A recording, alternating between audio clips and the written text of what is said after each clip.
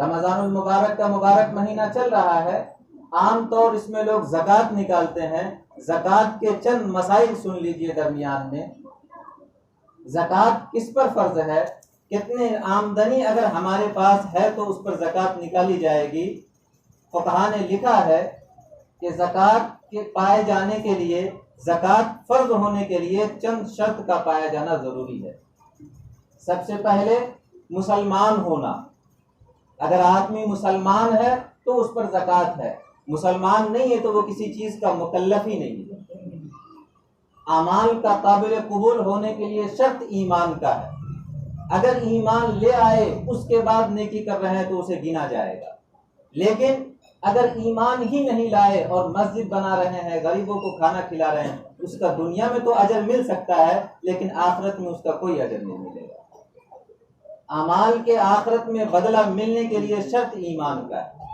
अगर मुसलमान है तो उस पर ज़कात वाजिब है। इसी तरह अक्लमंद है, पागल पर ज़कात वाजिब नहीं है। इसी तरह बालिग है, बच्चों पर ज़कात वाजिब नहीं है। इसी तरह आज़ाद है, यानी किसी का गुलाम और बांदी ना हो, आज़ाद है तो उस पर ज़कात वाजिब है। पांचवी शर्त यह है कि वो ऐसे निसाब का मालिक हो जो निसाब नामी हो। नामी का मतलब क्या होता है, माल बढ़ने वाला हो, और फिर वो शख्स उस माल पर मिल्कियत ताम्मा हासिल हो उसको, यानी मुकम्मल तौर पर उसकी मिल्कियत उस पर हो।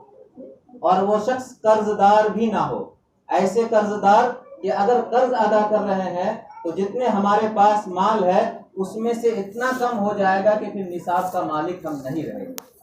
थोड़ा कर्ज है कि हम वो कर्ज अदा कर देंगे तो फिर निसाब हमारे पास मौजूद रहेगा, तो जितना पैसा मौजूद है, जितनी आमदनी उसके पास है, उसकी ज़कात उस पर वाजिब होगी। हाँ, अगर इतना कर्ज है कि वो कर्ज अदा कर रहे हैं तो निसाब का मालिक नहीं रह रहे हैं तो फिर उस पर ज़कात नहीं है। और फिर उस पर साल का गुजरना भी ज़रूरी है। जो आमदनी हमारे पास है उस पर इस्लामी साल के मुताबिक, यानी चांद के हिसाब से जो तारीख होते हैं, मुहर्रम, सफर, रबीउल अव्वल से शुरू होता है, वो मुकम्मल साल गुजरना भी ज़रूरी है। इसी तरह वो निसाब जो माल मेरे पास है वो ज़रूरत असलिया से भी ज़ायद हो। ज़रूरत असलिया के से मतलब क्या है, इसका मतलब यह है कि वो ज़रूरत जो हमारे लिए इंतहाई ज़रूरी है, खाना पीना, कपड़ा पहनना, बच्चों को पढ़ाना, इस्तेमाल करने के लिए मोबाइल होना, इसमें भी ये ज़रूरत में से शामिल होगा। बच्चों को पढ़ा रहे हैं उसका फीस भी ज़रूरत असलिया में शामिल है। ज़रूरत गैर असलिया, शादी ब्याह में खर्च करना, शरीयत के मुताबिक जो उसमें खर्च होता है सिर्फ वही असलिया में से शामिल होगा। लेकिन अगर हम फजूल शादी में खर्च कर रहे हैं तो उसमें ज़कात में वो नहीं जोड़ा जाएगा, वो ज़रूरत असलिया नहीं है। तो ज़रूरत असलिया से भी ज़ायद हो, जो हमारी निजी और ज़रूरी ज़रूरत है उससे ज़ायद हो, और वो साल भर हमारे पास रहा तो फिर उस पर ज़कात वाजिब है। शुरू में कहा था कि ऐसे माल का मालिक होना जो माले नामी हो। माले नामी कौन सा माल होता है उसको सुन लीजिए। सोना, चांदी, करेंसी, रुपये, पैसे वगैरह जो भी हो, हर मुल्क का एक अलग करेंसी होता है, तो करेंसी, इसी तरह माले तिजारत, और फिर वो जानवर जो साल का अक्सर हिस्सा आम चरागाहों में चरा हो, यानी गाय, भैंस, बकरी, खस्सी, ये सब। इसके अलावा किसी भी माल पर ज़कात वाजिब नहीं है।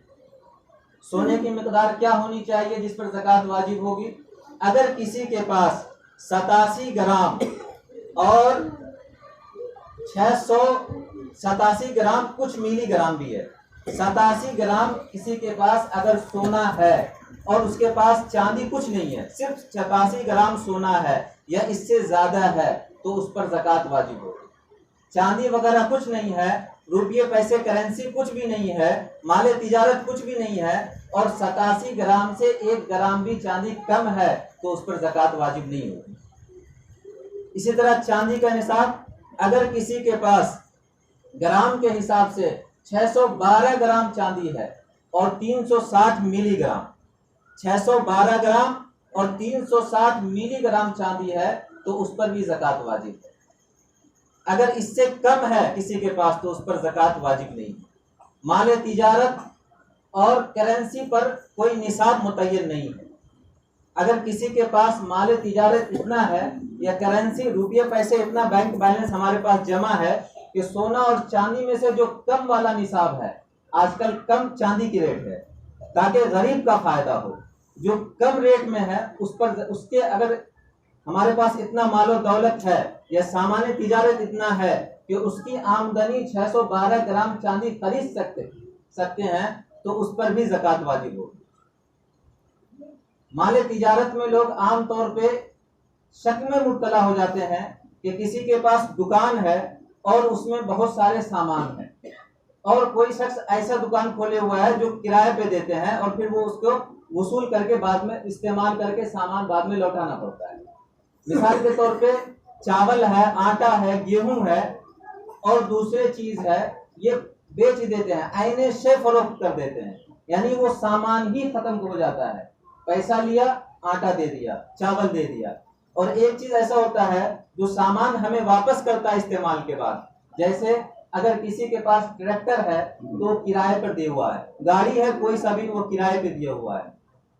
और इसी तरह शादी ब्याह में जो बर्तन वगैरह किराए पे लगाते हैं उसकी आमदनी। अगर ऐसी चीज है जो आईने से खत्म नहीं होता है तो उसकी आमदनी पर ज़कात वाजिब होगी। अगर उसकी आमदनी साल भर में इतना रहा कि सिर्फ 612 ग्राम चांदी खरीद सकते हैं तो उस पर ज़कात वाजिब होगी। और उसमें भी तमाम शराइत जो हमने अभी बयान किया शुरू में, यानी साल का गुजरना भी है, कर्ज से फारिग भी होना है, मिल्कियत ताम्मा भी उस पे हो, तो फिर उस पर ज़कात वाजिब हो जाएगी। और अगर ऐसी चीज़ है जो आईने से ही ख़त्म हो जाता है, यानी पैसे के बदले में वो सामान ही उसको मिल जाता है, तो उसकी कीमत का एतबार होगा। अगर उसके दुकान में ऐसी चीज़ है जो वो खुद ही सही फरोख्त कर देते हैं तो उसके कीमत का अंदाज़ा लगाया जाएगा।